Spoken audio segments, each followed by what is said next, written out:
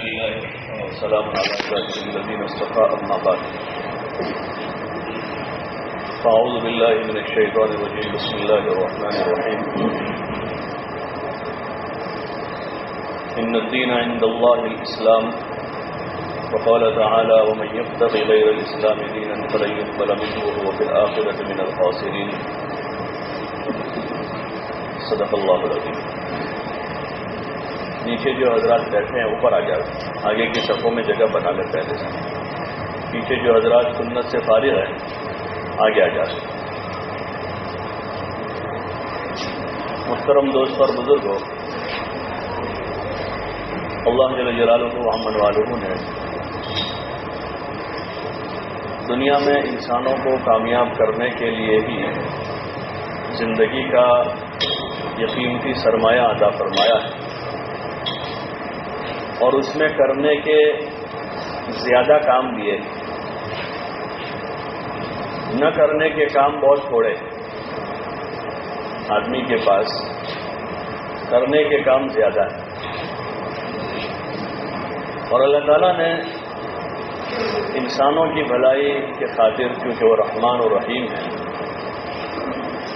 چھوٹی چھوٹی چیزوں پر بڑے بڑے وعدے فرمائے.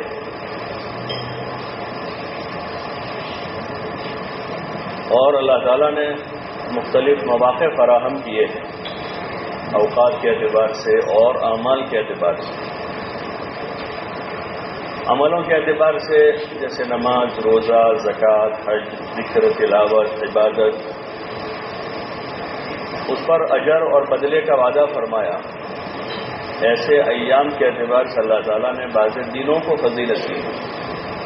رمضان کے مہینے کو فضیلت دی، سارے مہینوں پر. ایام حج کو فضیلت دی. ایسے یہ جو مہینہ ابھی چل رہا ہے محرم کا، اس مہینے کے بھی بڑے فضائل ہیں اور اس کے مناقب ہیں. عموماً لوگ اس مہینے کو جانتے ہیں حضرت امام حسین رضی اللہ عنہ کی شہادت کے ساتھ، خاص کر کے. تو حضرت حسین رضی اللہ عنہ کی شہادت کی وجہ سے اس مہینے کی فضیلت نہیں ہے، بلکہ اللہ تعالیٰ نے اس فضیلت والے مہینے میں، فضیلت والے دن ان کو شہادت نصیب کی ہے. عموماً جہاں ماہ محرم کا تذکرہ آتا ہے یا 10 محرم یوم عاشورہ کا تذکرہ آتا ہے، تو اس کو منسوب کیا جاتا ہے حضرت حسین رضی اللہ عنہ کی شہادت کے ساتھ. ضرور وہی دن ہے یہ، لیکن اس شہادت کی وجہ سے اس دن کو فضیلت نہیں ملی، بلکہ اس فضیلت والے دن اللہ تعالیٰ نے ان کو شہادت کا مرتبہ دیا ہے. یہ دن تو اس سے پہلے سے مرتبے والا اور فضیلت والا ہے. حضور علیہ السلام نے اس دن کے فضائل بیان کی، اور اس دن روزہ رکھنے کو حضور صلی اللہ علیہ وسلم نے ترغیب دی. بلکہ رمضان کے روزوں سے پہلے شریعت اسلام میں صرف عاشورہ کا روزہ فرض تھا. جب رمضان کے روزے کی فرضیت ہوئی، رمضان کی فرضیت ہوئی، تو عاشورہ کا روزہ جو ہے وہ مستحب ہو گیا. باقی اس سے پہلے جب تک رمضان کے روزے نہیں تھے تو عاشورہ کا روزہ فرض تھا. تو یہ فضیلت والا دن ہے 10 محرم کا. اتوار کا دن آتا ہے اس مرتبہ. اس دن جو خاص عمل ہے وہ یہی ہے کہ روزہ رکھا جاوے. لیکن حضور علیہ السلام نے اپنی حیاتی میں تمنا ظاہر کی کہ اگر میں آئندہ سال زندہ رہا تو 10ویں کے ساتھ ایک اور دن ملاؤں گا. اس لیے علماء نے لکھا کہ 9، 10 یا 10، 11 2 دن کا روزہ رکھنا چاہیے. اگر کوئی آدمی ایک بھی روزہ رکھے گا تو اس کو بھی اجر ملے گا. بعض فقہاء نے اس کو مکروہ لکھا ہے، لیکن مکروہ تحریمی نہیں ہے. رکھ سکتا ہے آدمی. اگر کوئی معذور آدمی ہے، زیادہ روزے نہیں رکھ پاتا وہ، اور اس کو فضیلت حاصل کرنی ہے، تو ایک روزہ بھی رکھ لے، حرج نہیں ہے. لیکن حضور علیہ السلام کی جو تمنا تھی اور مستحب علماء نے جو لکھا، ایک روزہ اور اس کے ساتھ ملاویں، 9، 10، 10 یا 10، 11. تو یہ فضیلت والا دن ہے. اور حدیث میں ہے کہ رمضان کے روزوں کے بعد زیادہ فضیلت والا روزہ جو ہے وہ عاشورہ کا روزہ ہے. 1 سال کے گناہوں کی معافی، بلکہ حدیث میں کفارہ ہے کہ 1 سال کے گناہوں کا کفارہ ہے یہ روزہ. اللہ توفیق دے، ہمت دے تو روزہ رکھنا چاہیے. گھر میں بھی بچوں کو اور گھر کی عورتوں کو اس کا ترغیب دے کر نفل روزوں کا ان کو عادی بنانا چاہیے. بہت سارے ایسے نفل روزے ہوتے ہیں جس میں ایک روزہ یہ بھی ہے، مستحب ہے روزہ.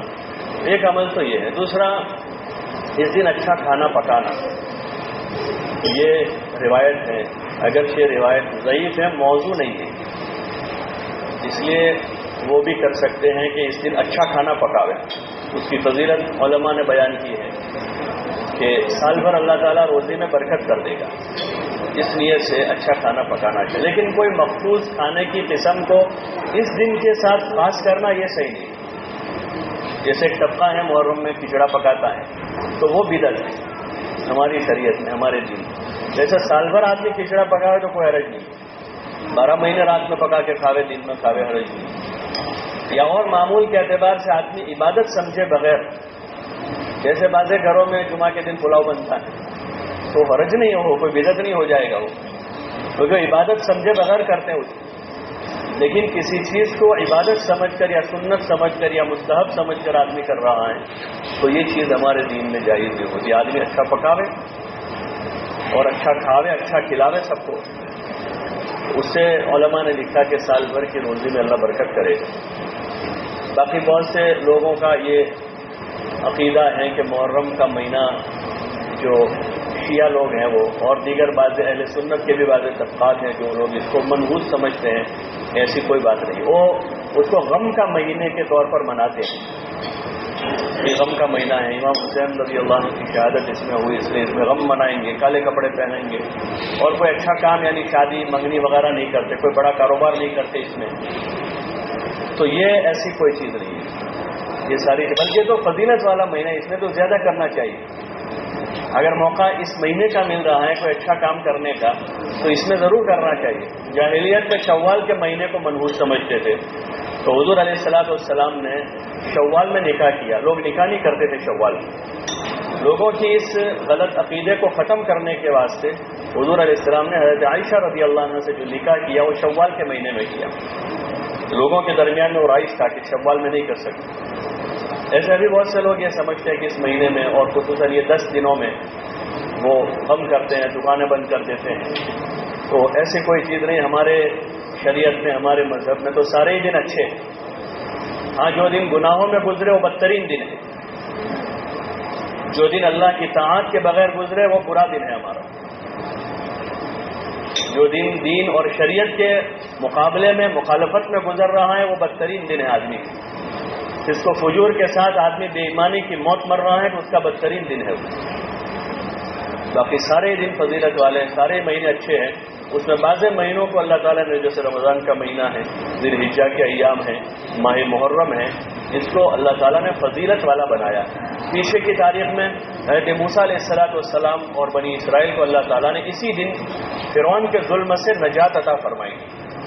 ایک لمبے صبر کے بعد موسیٰ علیہ السلام اور بنی اسرائیل پر فرعون کے جو لوگ تھے ان کی طرف سے زبردست مظالم ڈھائے گئے، ان کو پریشان کیا گیا اور ان کے کافی لوگوں کو قتل کیا گیا، مظلومیت کی زندگی انہوں نے گزاری۔ اس کے بعد جس دن ان کو نجات ملی وہ دن 10ویں محرم کا دن تھا۔ موسیٰ علیہ السلام ان کے خوف سے، کیونکہ وہ پیچھے تھے، اپنے لوگوں کو لے کر، بنی اسرائیل کو لے کر نکلے، تو آگے دریائے نیل ہے اور پیچھے فرعون ہے۔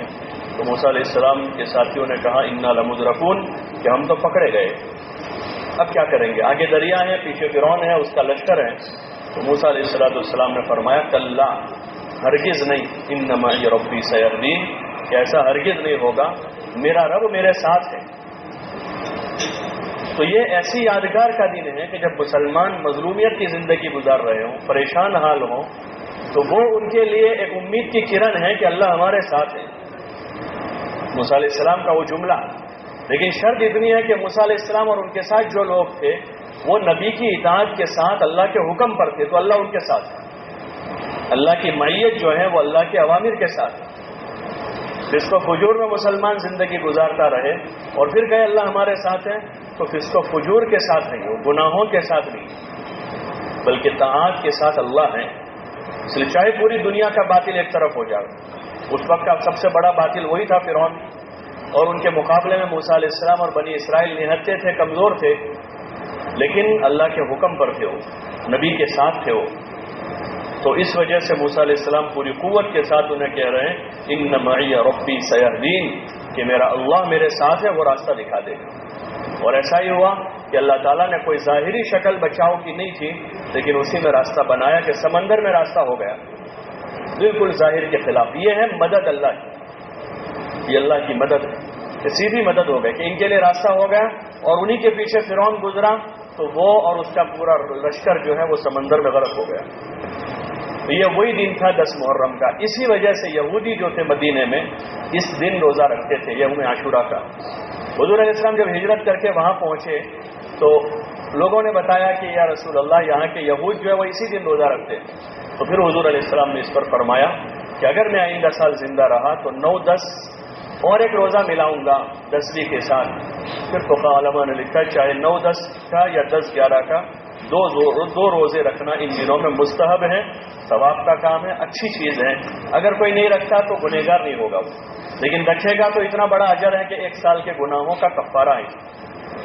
دوسری چیز یہ ہے کہ اس میں حضور علیہ السلام نے عبادت جیسی عبادت میں یہود کی مخالفت کی، حالانکہ روزہ عبادت ہے، لیکن پتہ چلا کہ وہ ایک رکھتے ہیں تو ان کی مخالفت میں حضور علیہ السلام نے ایک کے بجائے 2 روزے کر دیے۔ کیوں؟ کیونکہ وہ گمراہ لوگ تھے، اور گمراہ لوگوں کی معمولی درجے کی اتباع یا ان سے مناسبت جو مضر ہوتی ہے۔ ایک بہت بڑا طبقہ ابھی ہمارا جو اردو میں روشن خیال کہلائے گا، جو بہت ساری چیزوں میں اس میں کیا ہے، اس میں کیا حرج ہے، اچھی چیز ہے نا، چاہے وہ غیر مسلم کرتے ہو کہ یہودی کرتے ہو، اچھی چیز کرنے میں کیا حرج ہے۔ گمراہ لوگوں کی معمولی اتباع بھی آدمی کو گمراہی تک پہنچا دیتی ہے، اور نیک لوگوں کی ذرا سی نقل بھی آدمی کو جو ہے نیکی کے راستے پر پہنچا دیتی ہے۔ اس لیے حضور علیہ السلام نے اپنی امت کو رواداری کا، ہمدردی کا ضرور پیغام دیا سب کے ساتھ۔ اگر پڑوسی یہودی بھی ہو تو اس کے ساتھ اس نے سلوک کرنے کا کہا۔ سامنے تاجر یہودی ہو، غیر مسلم ہو، عیسائی ہو، کوئی بھی ہو، اس کے ساتھ جھوٹ بولنے سے منع کیا، اس کو دھوکہ دینے سے منع کیا۔ لیکن جہاں مذہبی امور ہیں اور جن چیزوں کا تعلق عقائد سے ہے، شعائر سے ہے، تو ایسی چیزوں میں حضور علیہ السلام نے مخالفت کی۔ حضور علیہ السلام پہلے سیدھے بال رکھتے تھے، لیکن وہاں کے لوگ بھی اسی طرح رکھتے تھے۔ حضور صلی اللہ علیہ وسلم نے ان سے اس میں فرق کرنے کے لیے بیچ میں مانگ نکالنا شروع کر دی کہ ان سے فرق ہو جائے۔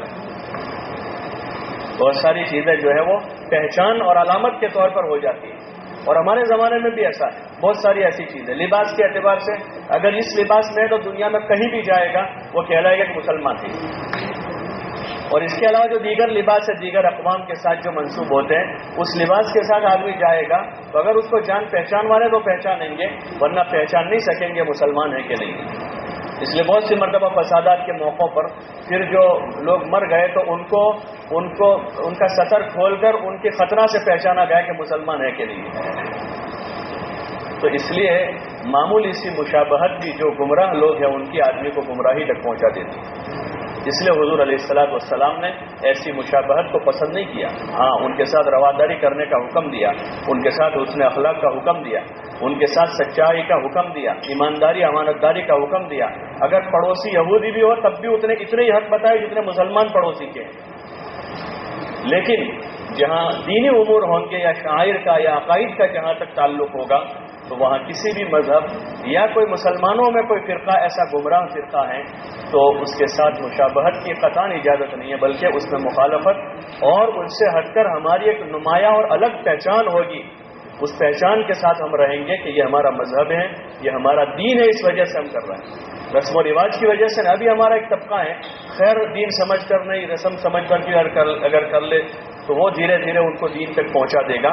لیکن بہت سارے ہمارے کام ہیں جس کو ہم عبادت سمجھ کر نہیں کر رہے ہیں۔ بہت سے لوگ جمعہ کے دن کرتا پائجامہ پہنتے ہیں تو وہ ایک رسم ہے، اگر اسی کو عبادت سمجھ کر کے نہیں، ہمارے نبی کے لباس سے زیادہ قریب لباس یہ ہے، زمانے کے صلحاء کا لباس ہے۔ ہفتے بھر توفیق نہیں ہوتی، جمعہ کے دن پہن لو تاکہ اللہ مجھے آگے کی توفیق دے دے، تو وہ آدمی ازار ٹخنے سے نیچے نہیں لٹکائے گا کرتے پائجامے کی، کیونکہ سنت سمجھ کے پہن رہا ہے۔ ایسے آدمی ٹوپی پہنتا ہے تو ٹوپی پہننا ہمارے اسلامی طریقے میں سے، تو اس کو آدمی چاہے ایک دن بھی پہنے گا، اس نیت سے پہنے گا کہ لاؤ حضور صلی اللہ علیہ وسلم کی ایک دن میں اتباع کروں، نقل اتاروں، تاکہ اللہ تعالیٰ مجھے 24 گھنٹے اور ہفتے بھر مہینے بھر اس کی توفیق دے۔ لیکن وہ چونکہ عبادت کی نیت سے نہیں ہوتا، اس لیے زندگی پوری گزر جاتی ہے، وہ ٹوپی جیب میں رہتی ہے، آدمی بوڑھا ہو جاتا ہے، زندگی گزر جاتی.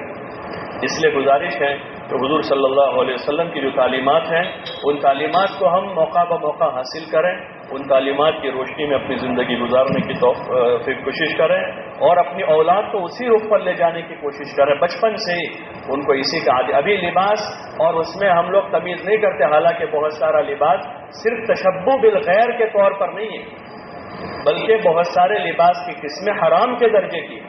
جیسے آج کل ہماری مستورات میں جو لباس رائج ہوتا جا رہا ہے، پتلے کپڑے جس میں جسم نظر آتا ہے، جسم کے اعضاء، جسم کا ابھار پورا دکھ رہا ہے، وہ تو خالی تشبہ بالغیر نہیں ہوگا کہ غیروں کی مشابہت ہے، وہ تو حرام ہے.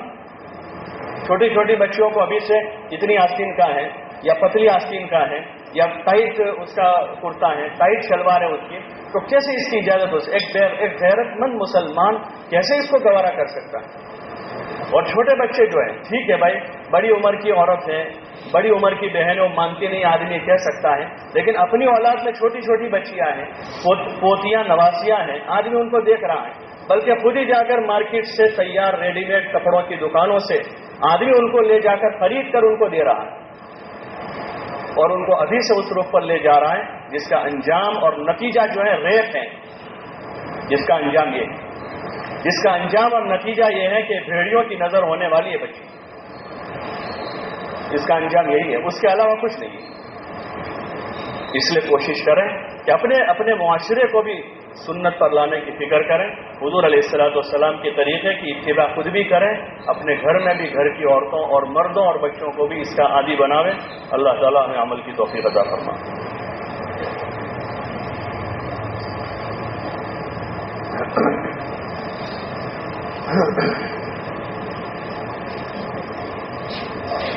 اللہ اکبر اللہ اکبر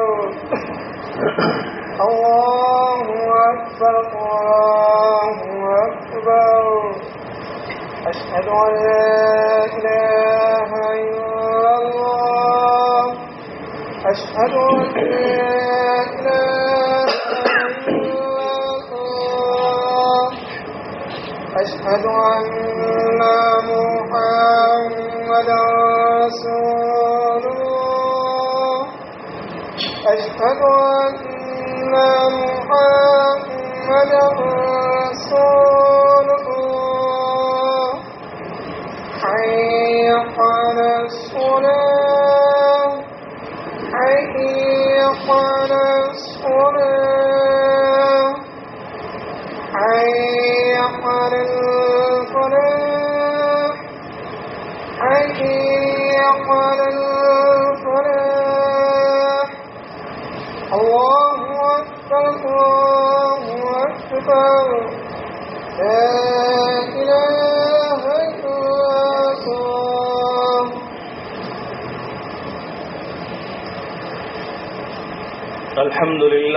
الحمد لله علي الذات عظيم الصفات سمي السمات كبير الشان جليل القدر رفيع الذكر مطاع الأمر جليل البرهان فخيم الاسم غزير العلم وسيع الحلم كثير الغفران جميل الثناء جزيل العطاء مجيب الدعاء عميم الإحسان سريع الحساب شديد العقاب أليم العذاب عزيز السلطان.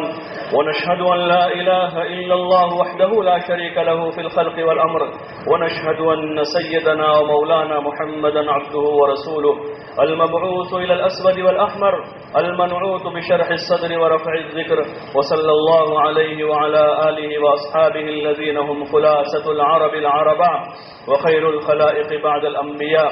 أما بعد فيا أيها الناس وحدوا الله فإن التوحيد رأس الطاعات واتقوا الله فإن التقوى ملاك الحسنات وعليكم بالسنة فإن السنة تهدي إلى الإطاعة ومن أطاع الله ورسوله فقد رشد واهتدى وإياكم والبدعة فإن البدعة تهدي إلى المعصية ومن يعص الله ورسوله فقد ضل وغوى وعليكم بالصدق فإن الصدق ينجي والكذب يهلك وعليكم بالإحسان فإن الله يحب المحسنين ولا تقنطوا من رحمة الله فإنه أرحم الراحمين ولا تحبوا الدنيا فتكونوا من الخاسرين ألا وإن نفسا لن تموت حتى تستكمل رزقها فاتقوا الله وأجملوا في الطلب وتوكلوا عليه فإن الله يحب المتوكلين وادعوه فإن ربكم مجيب الداعين واستغفروه يمددكم بأموال وبنين. أعوذ بالله من الشيطان الرجيم. وقال ربكم ادعوني أستجب لكم إن الذين يستكبرون عن عبادتي سيدخلون جهنم داخرين. بارك الله لنا ولكم في القرآن العظيم ونفعنا وإياكم بالآيات والذكر الحكيم. أستغفر الله لي ولكم ولسائر المسلمين فاستغفروه إنه هو الغفور الرحيم.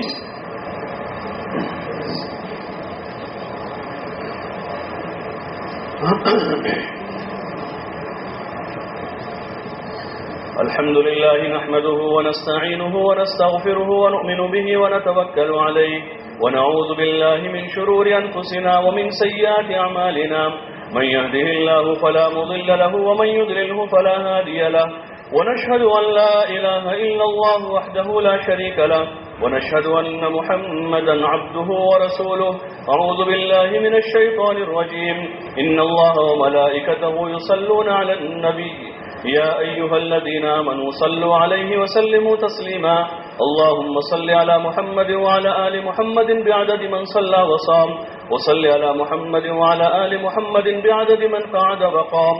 وصلى الله عليه وعلى جميع الأنبياء والمرسلين والملائكة المقربين والخلفاء الراشدين خصوصا على خير البشر بعد الأنبياء بالتحقيق أمير المؤمنين أبي بكر الصديق رضي الله تعالى عنه وعلى مزين المنبر والمحراب أمير المؤمنين عمر بن الخطاب رضي الله تعالى عنه وعلى كامل الحياء والإيمان أمير المؤمنين عثمان بن عفان رضي الله تعالى عنه وعلى مظهر العجائب والغرائب أمير المؤمنين علي بن أبي طالب كرم الله وجهه وعلى الإمامين الهمامين السعيدين الشهيدين أبي محمد الحسن وأبي عبد الله الحسين رضي الله تعالى عنهما وعلى أمهما سيدة النساء فاطمة الزهراء رضي الله تعالى عنها وعلى عميه المكرمين بين الناس أبي عمارة الحمزة وأبي الفضل العباس رضي الله تعالى عنهما وعلى ستة الباقية من العشرة المبشرة وسائر المهاجرين والأنصار والتابعين الأبرار الأخيار إلى يوم القرار رضوان الله تعالى عليهم أجمعين. اللهم اغفر لي ولوالدي ولجميع المؤمنين والمؤمنات والمسلمين والمسلمات إنك سميع مجيب الدعوات. اللهم أيد المسلمين بالإمام العادل والخير والطاعات واتباع سنن سيد الموجودات. اللهم انصر من نصر دين محمد صلى الله عليه وسلم واجعلنا منهم واخذل من خذل دين محمد صلى الله عليه وسلم ولا تجعلنا منهم. عباد الله رحمكم الله إن الله يأمر بالعدل والإحسان وإيتاء ذي القربى وينهى عن الفحشاء والمنكر والبغي يعظكم لعلكم تذكرون. اذكروا الله يذكركم وادعوه يستجب لكم ولذكر الله تعالى أعلى وأولى وأعز وأجل وأتم وأهم وأكبر.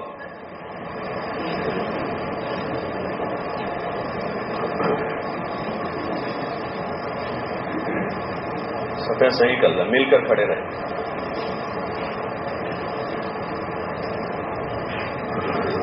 آگے کی صفحہ پہلے مکمل کریں.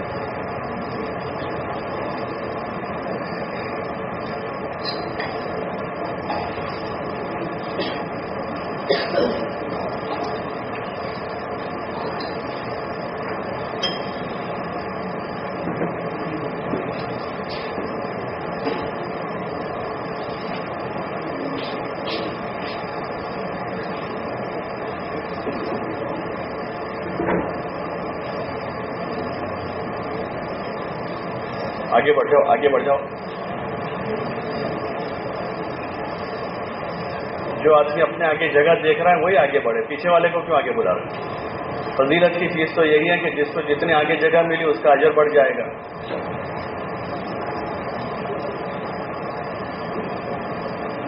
اور جمعہ کے بعد سنتیں پڑھ کے جا رہے ہیں. پیچھے والوں سے بھی خاص ہماری گزارش ہے جمعہ کے بعد کی سنتوں کا اہتمام کریں اور اس نیت سے پڑھے کہ اللہ تعالیٰ ساری نمازوں میں آگے پیچھے کی سنتوں کی توفیق عطا فرما دے.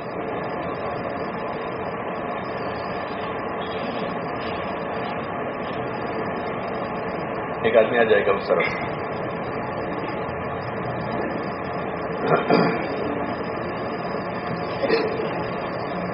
اللہ اکبر اللہ اکبر اللہ اکبر اللہ اکبر. أشهد أن لا إله إلا الله أشهد أن لا إله إلا الله أشهد أن محمدا رسول الله أشهد أن محمدا رسول الله حي على الصلاة حي على الصلاة حي على الفلاح حي على الفلاح قد قامت الصلاة قد قامت الصلاة الله أكبر الله أكبر لا إله إلا الله الله أكبر.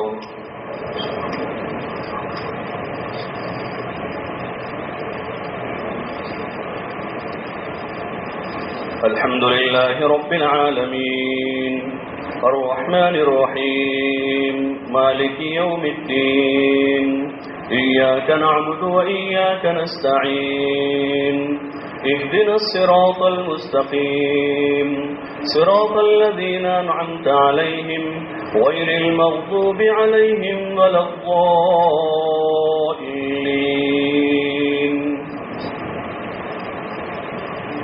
سبح اسم ربك الأعلى الذي خلق فسوى والذي قدر فهدى والذي أخرج المرعى فجعله غثاء أحوى سنقرئك فلا تنسى إلا ما شاء الله إنه يعلم الجهر وما يخفى ونيسرك لليسرى فذكر إن نفعت الذكرى سيذكر من يخشى ويتجنبها الأشقى الذي يصلى النار الكبرى ثم لا يموت فيها ولا يحيا قد أفلح من تزكى وذكر اسم ربه فصلى بل تؤثرون الحياة الدنيا والآخرة خير وأبقى إن هذا لفي الصحف الأولى صحف إبراهيم وموسى.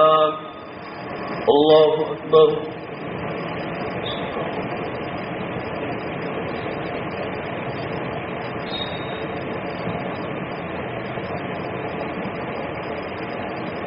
سمع الله لمن حمده. الله أكبر.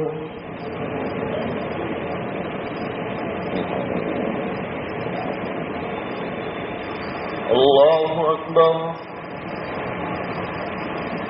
الله أكبر.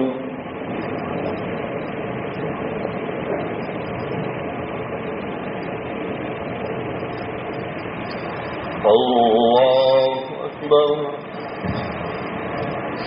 الحمد لله رب العالمين الرحمن الرحيم مالك يوم الدين إياك نعبد وإياك نستعين اهدنا الصراط المستقيم صراط الذين أنعمت عليهم غير المغضوب عليهم ولا الضالين.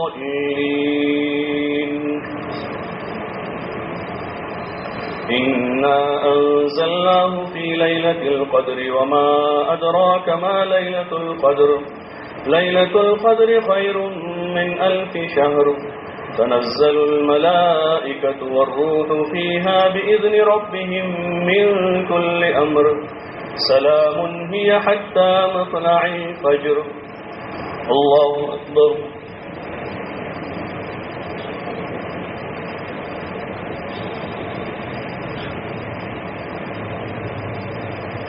سمع الله لمن حمده.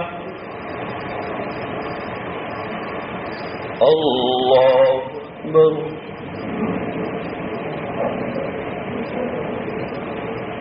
الله أكبر. الله أكبر.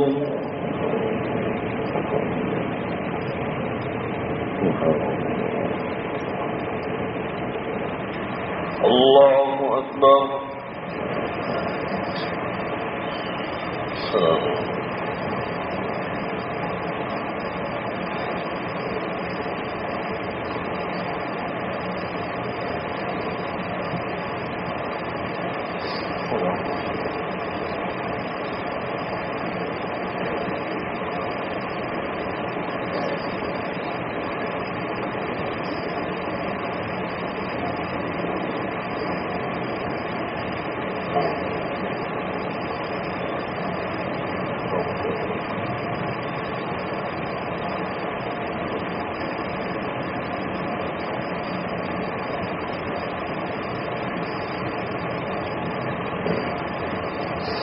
السلام علیکم ورحمۃ اللہ. السلام علیکم ورحمۃ اللہ. اللهم إنا على ذكرك وشكرك وحسن عبادتك. اللهم اكفني بحلالك عن حرامك وأغنني بفضلك. بسم الله الرحمن الرحيم. اللهم أنت السلام ومنك السلام تبارك يا ذا الجلال والإكرام برحمتك. اپنی اپنی جگہ پر یہ سنتیں پڑھ لیں، اس کے بعد دعا کریں، پھر جاویں.